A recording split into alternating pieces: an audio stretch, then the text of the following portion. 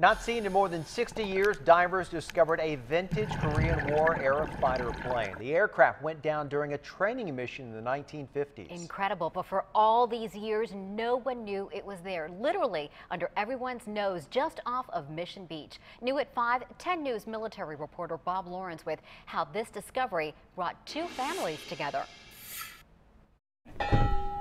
Dennis Burns and his partner Ruth Yu have been diving in San Diego waters for the better part of 40 years. And then one day I found a plane.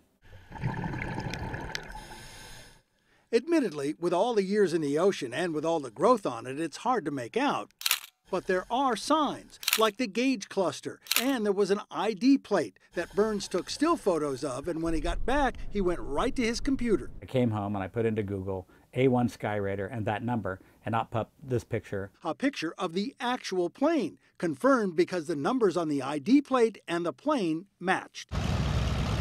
Here's what it would have sounded like in one that's been restored, and here's what one looks like up close as it sits on the flight deck of the Midway Museum. For Dennis and Ruth, the best part about finding this plane, which they've kept under wraps for about a year now, was how it led to a family connection. Finding it was amazing, but then afterwards was more interesting, where you found little pieces of the puzzle one by one. Like finding out who the pilot was. Charles Kelly, in fact, who flew Corsairs in World War II and then was recalled for Korea. You see this?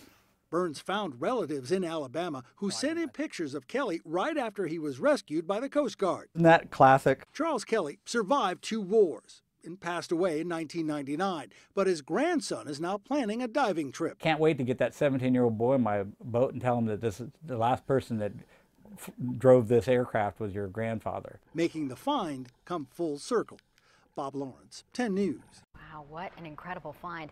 Burns is an attorney by trade. Ruth Yu, a researcher at the Salk Institute. And they're hoping to have Kelly's family members out to dive that wreck here in just a few weeks.